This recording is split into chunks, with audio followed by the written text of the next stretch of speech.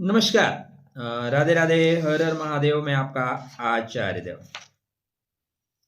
आज इस वीडियो में बात करेंगे एक बहुत ही रोचक विषय पे।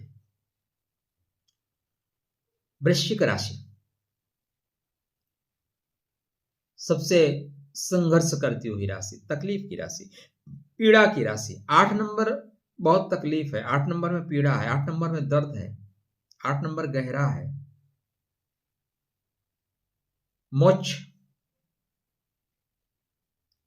और माया का संगम है, माया और मोक्ष का संगम है। दोनों में फर्क है। मोक्ष पहले लगा देंगे, माया लगा देंगे। यहां पे अंधकार भी आपके लिए प्रकाश बनेगा। यहां पे जहर को परिष्कृत करके अमृत बनाया जाता है।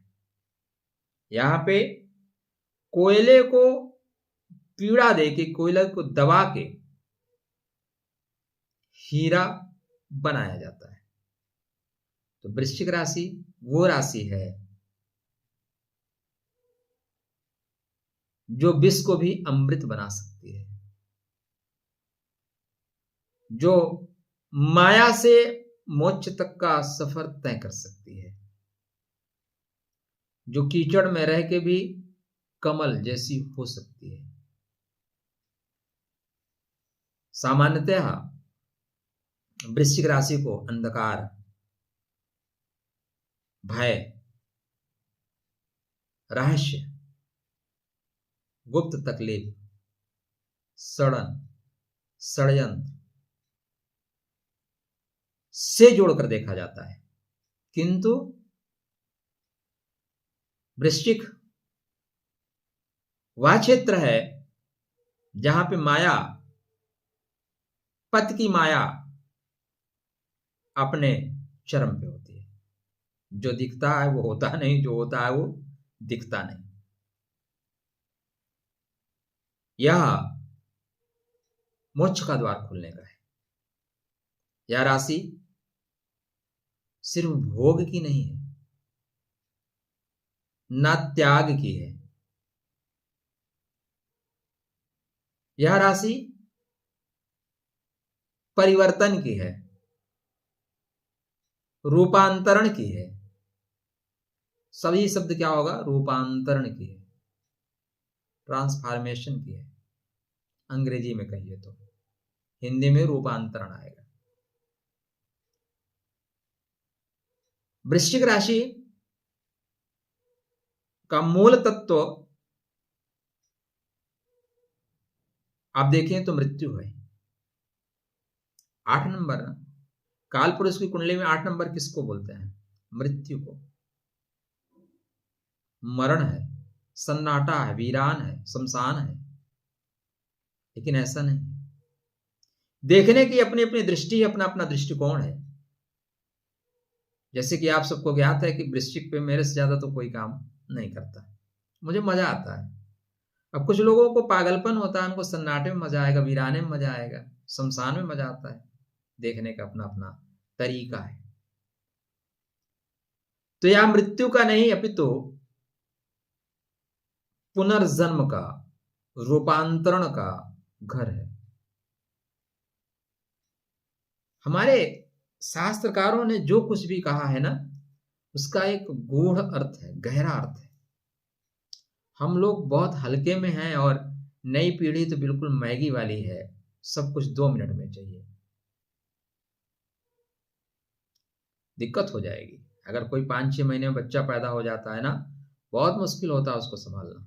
9 माह तो पैदा होने में लगता है दोस्त। इसका जो प्रतीक है बिच्छू है। क्यों है? कभी सोचा आपने? बिच्छू कहानी पता है? यहां पे कहानी मैं नहीं बताऊंगा, लंबी हो जाएगी। गूढ़ अर्थों में पुरानी पहचान का अंत और नई चेतना का उदय। एक बिच्छू जाता है और साथ में वो कई बिच्छुओं को दे के जाता है। अनंत, अनंत नहीं कहेंगे, कई बिच्छू कहेंगे। तो यहां पे अंत नहीं है, नई चेतना का जन्म है। यहां मृत्यु का अर्थ मर जाना नहीं है, यहां मृत्यु का अर्थ है अहंकार को खत्म कर देना, ईगो को फिनिश कर देना। ईगो जैसा कुछ होगा ही नहीं, बचेगा ही नहीं। इसलिए बार बार अपमान, बार बार असफलता, बार बार धोखा, अनादर, तिरस्कार मिलता है। आप कितना भी आगे कर लें, लोग आपको चाय वाला ही बोलेंगे, अरे इसके लिए अनपढ़ बोल देंगे, कुछ भी बोल देंगे। तो मृत्यु यहां पे अहंकार का अंत है, झूठी शान का अंत है, झूठी सुरक्षा का टूट जाना है, पुराने संस्कारों का विसर्जन कर देना है। वृश्चिक सीधा सीधा लाइन है, टूट के बिखरना नहीं है, टूट के निखर जाना है। टूटने से भी कुछ चीजें निखरती हैं। बीज जब टूटता है तो उससे एक पौधा निकलता है, धरती को तोड़ता है, आगे कली टूटती है तो पुष्प निकलता है। तो टूट जाने का मतलब खत्म हो जाना नहीं, टूट जाने का मतलब भी नई दिशा को पकड़ लेना है। तो वृश्चिक का पॉइंट क्या है? जो टूटेगा, जो गिरेगा, वही पुनः उठेगा। वृश्चिक में मायापत की माया अपने चरम पे होती है, शीर्ष पे होती है। क्यों भाई? जब तक पूरी तरह से आकर्षण नहीं होगा, तब तक पूरी तरह से त्याग भी नहीं होगा। जब तक भोग नहीं कर लोगे ना, ठोकर नहीं लगेगी।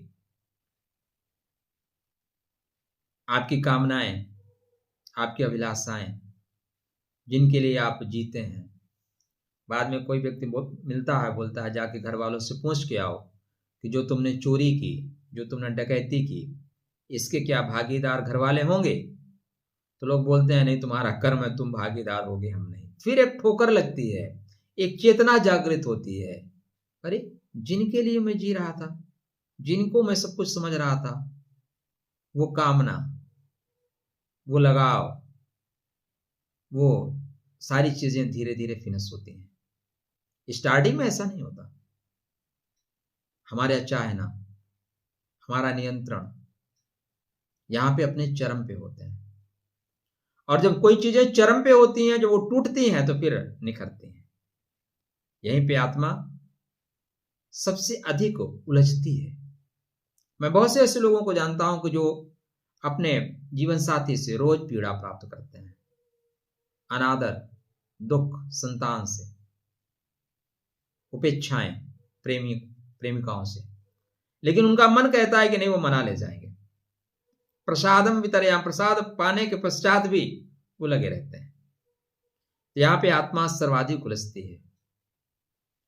अष्टम भाव है ना, गहराई है, अंधेरा है, लगता है अगले कदम पे। इसलिए वृश्चिक को मायापत के माया का खेल जगत कहा जाता है, स्थान कहा जाता है। वृश्चिक राशि में सभी ग्रहों का अपना महत्व है, लेकिन वृश्चिक राशि के जो दो अंपायर है ना, वो राहु और केतु हैं। शेष 9 ग्रह खेलेंगे, 7 ग्रह खेलेंगे, लेकिन अंपायरी कौन करेगा? राहु और केतु अंपायरिंग करेंगे। यह राहु केतु की प्रयोगशाला है। गुप्त इच्छाएं, जोखिम, सत्ता, क्रांति, यह सब केतु महाराज देंगे।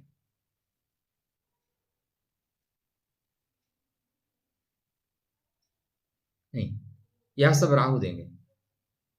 अनंत इच्छाएं। केतु जीवन में जो कुछ मिला है उससे वैराग्य देंगे, शून्यता देंगे, मोक्ष की प्यास देंगे। अधूरापन का बार बार एहसास कराएंगे। को हम कुतो आयता, को में जन्नी, को में ताता। एक ही जीवन में राहु बोलेगा भोग लो, राहु बोलेगा बेटा कहां दोबारा मिलेगा मौका, भोग कर लो। केतु बोलेगा नहीं, पिछले जन्म की स्मृतियों को याद करो, पिछले जन्म की पीड़ाओं को याद करो, हम इस जगत में क्यों आए हैं, हमारे आत्मा के संस्कार क्या हैं। वृश्चिक राशि में पीड़ा अनिवार्य है, पीड़ा अवश्य ही मिलेगी। क्यों? वास्तव में विशाखा, अनुराधा और ज्येष्ठा, आपकी आत्मा के पास विकल्प और थे, लेकिन आपकी आत्मा ने इन्हीं 3 विकल्पों में से एक विकल्प का चुनाव किया। अब जिन विकल्पों का आप चुनाव करोगे उसी तरह बन जाओगे। इसलिए वृश्चिक राशि में पीड़ा धोखे से आती है, नहीं, पीड़ा आएगी आपको दीक्षा देगी, पीड़ा आएगी आपको सिखाएगी। सत्ता जाएगी, मान सम्मान जाएगा, आपको सिखाएगा। अपमान आएगा तो अकेलापन आएगा। हर पीड़ा के पीछे एक गुप्त संदेश है। अब गहराई में उतरने का समय आ गया है। वृश्चिक राशि गुप्त है और यह गुप्त साधना के लिए। आपका नक्षत्र डिकोड करता है कौन से मंत्र, कौन सी विधि, कौन सी साधना आपको करनी चाहिए। सामान्यतः वृश्चिक राशि के जातकों के लिए भगवान राम, भगवान कृष्ण, भगवान विष्णु की उपासना बता दी जाती है सामान्यतः, क्योंकि पंचम भाव में गुरु की राशि मीन राशि आती है, जल तत्व की राशि है, भगवान विष्णु, भगवान राम ऐसे बताए जाते हैं गुरु की उपासना। लेकिन वास्तव में अगर आपको केतु की चीजों को पकड़ना है तो फिर नक्षत्र को पकड़िए, वो आपके ग्रह बताएंगे, वो आपके देवत्व को बताएंगे, वो इष्ट को बताएंगे। तो यहाँ पे सत्या और संन्यास दोनों का योग है। वृश्चिक अद्भुत है, माया और मुक्ति है। अपमान भी है तो सम्मान भी है, दुख भी है तो सुख भी है, सत्ता भी है, संन्यास भी है, भोग भी है, रोग भी है। वृश्चिक राशि राजा भी बनाती है। वर्तमान में देख लीजिए आपके भारत का राजा कौन है, लेकिन वृश्चिक राशि बहुत लोगों को हैंड टू माउथ भी बनाती है, सन्यासी भी बनाती है। वास्तव में वृश्चिक यह तय नहीं करती कि व्यक्ति क्या बनेगा, यह तय करती है कि जो भी कुछ बनना है तुम्हें गहराई से बनना है, जो कुछ बनना है पूर्णता के साथ बनना है, अधूरा कुछ नहीं रहना, नहीं टूट जाओगे, खत्म हो जाओगे। अधूरापन वृश्चिक राशि को स्वीकार ही नहीं है। अष्टम भाव में मृत्यु आधी होती है क्या? ऐसा तो है नहीं कि आधा मर गए आधा बाद में मरेंगे, अभी 68% मर गए, 32% बाद में मरेंगे, चलो 85% मर जाते हैं, 15% बाद में मरेंगे। नहीं, एक बार ही मरना है, लेकिन पूरा पूरा मरना है। तो वृश्चिक मरना सिखाती है, और मेरा ये मानना है, मेरा अनुभव आपके अनुभव से छोटा हो सकता है, अगर मरना आ गया ना फिर पुनर्जन्म जैसा कुछ नहीं है, हम ठीक से मर ही नहीं पाते। किसी ने एक बढ़िया लाइन दी थी, आओ मैं तुम्हें मरना सिखाता हूं, याद नहीं है, शायद वो सुख है क्या? तो बहुत गूढ़ अर्थ है। सामान्य लोग ऐसे लोगों को पागल कह देते हैं, आप में से कुछ लोग बोले होंगे पगले है, खैर। तो वृश्चिक जो कुछ भी बनाएगा आपको पूरा बनाएगा, अधूरा नहीं। मरना है तो पूरा पूरा। जगना है तो पूरा पूरा, टूटना है तो पूरा पूरा, पाना है तो पूरा पूरा। वृश्चिक की सबसे जो कठिन परिस्थिति होती है, कठिन स्थिति होती है, वो नियंत्रण की, बदले की, बदलाव की, रहस्यों को छुपाने की। आप जीवन में आगे बढ़ना चाहते हैं तो ये सीखना होगा आपको। बहुत से लोग घर में उनके तनाव इसीलिए है, मैं घर का मेंबर हूं, मेरे अनुसार ये होना चाहिए, मेरे अनुसार नहीं। मैं जिस एक संस्था में काम करता था, वहां पे जो सीनियर व्यक्ति थे, उन्होंने बोला कि आप क्या बदलाव चाहते हैं। मैंने कहा भाई आप लोग 1000 लोग हो संस्था में, यहाँ पे हम हर 3 साल में स्थानांतरण की बात होती है वहां पे। हमने कहा 1000 लोगों को बदलने थोड़ी ना मैं आया, मैं 1000 लोगों के लिए अपने आप को बदलने आया, बस सार की बात है। अगला व्यक्ति समझदार था, वो समझ गया। तो सार यही है कि नियंत्रण छोड़ना सीखना होगा, क्षमा करना सीखना होगा, तभी माया के साथ साथ जो मुक्ति का द्वार है वो खुलेगा। आपकी जो एनर्जी है, जो शक्ति है, वो मौन की है। मैं एक सूत्र अक्सर बोलता हूं, मैं मौन हूं या जानने के लिए मैं कौन हूं। मैं भीतर गया, मैं तर गया। आज ये वीडियो मैं आपको क्यों बना रहा हूं, कैसे बना रहा हूं मुझे नहीं पता, लेकिन बना रहा हूं। पॉइंट आया कुछ ऐसे बनाओ, मैं बना रहा हूं। रोज रोज राशि राशि पे आप भी बोर हो जाएंगे ना। तो सहन शक्ति, मौन के साथ खड़े रहने की शक्ति, अकेले खड़े रहने की क्षमता, क्योंकि सत्ता शिखर शमशान मृत्यु अकेले ही जाना है। मुक्ति के लिए भी थोड़ी ना होता है चलो मुक्ति के लिए भैया चलो आप भी बैग पैक कर लो, ऐसे नहीं। भीड़ से नहीं, एकाकीपन से, उथले में नहीं, गहराई से शक्ति लेके आप बढ़ेंगे, तब आगे बढ़ पाएंगे। इस राशि को माया से मुक्ति तक, मोह से मोक्ष तक की यात्रा के लिए सफर करती हुई राशि कहा जाता है। आपकी यात्रा में आकर्षण, आसक्ति आएगी, उसके पश्चात बिखराव आएगा, टूटना आएगा, टूटने की तकलीफ आएगी, उसके बाद धीरे से पीड़ा बढ़ेगी,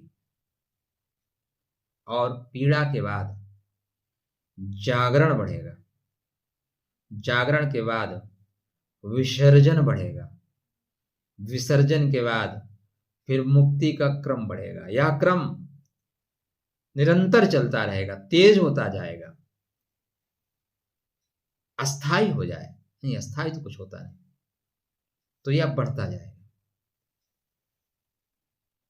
आप जब जगेंगे तब दूसरों को अनुकूल नहीं, दूसरों को नियंत्रित करने की कोशिश नहीं करेंगे, स्वतः पे नियंत्रण जिस दिन आपने प्राप्त कर लिया, स्वतः पे इस संसार में दूसरों को नहीं जीतना है, खुद पे विजय करें, खुद को जीतना है।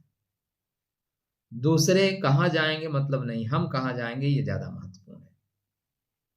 तो जो व्यक्ति स्वयं पे अधिकार प्राप्त कर लेगा, जो स्वयं को जीत लेगा, वहीं से उसके जीवन में भय समाप्त हो जाएगा। और जब भय समाप्त होता है तो परीक्षित से वेदव्यास बोलते हैं कि भाई 7 दिन की जो कथा आपने सुनी, तो कल अगर यमराज आते हैं तो बोले यमराज कौन, कौन सा भय, इस जगत तो मिथ्या है, ये तो सप्त जन 7 दिन की यात्रा ही है, मैं तो चलने के लिए तत्पर हूं, बुलाइए। और फिर उनको मृत्यु का भय समाप्त हो जाता है। तो यहां पे भय समाप्त हो जाएगा, मृत्यु भी आपके लिए बहुत साधारण सी घटना लगने लगेगी, बस सोए और जगे, भय समाप्त हो जाएगा। इसलिए वृश्चिक राशि के जातकों के लिए कुछ बिंदु मैं बता रहा हूं, 3-4 बिंदु। मैं क्यों बता रहा हूं मुझे नहीं पता है। आप में से कुछ लोग बोलेंगे भाई आप तो इतने ज्ञानी नहीं हो, इतने उम्रदराज नहीं हो कि चलो आप इतनी चीजें बता रहे हो। लेकिन हर आत्मा विशेष अनुभवों को लेकर चलती है। पिछले जन्म की स्मृतियां होंगी, अनुभव होंगे, ठीक है, इसको आप ऐसे समझिएगा। डर छोड़ दीजिए, ईश्वर की विशेष कृपा है भाई। शिव शक्ति का जो स्वरूप है ना वो अष्टम भाव है, शिव शक्ति का स्वरूप है। अंदर उतरना पड़ेगा आप ज्ञान के लिए। अपना ज्ञान ही सबसे बड़ा ज्ञान है। माया का अंत नहीं करना है, मायापति को समझना है। किसको समझना है? जिसने माया बनाया उसको समझना है। जेल से मत लड़ो, जेलर से मिल लो भाई। सिस्टम से मत लड़ो, सिस्टम जो बनाए हैं उनसे मिलो, क्या प्रॉब्लम है वो बताओ। तो मायापति के माया को आप समझिए और उनके चरणों में जाइए। मोक्ष की प्रथम सोपान, पहला चरण यही है। शेष राधे राधे, जय श्री कृष्ण, हर हर महादेव।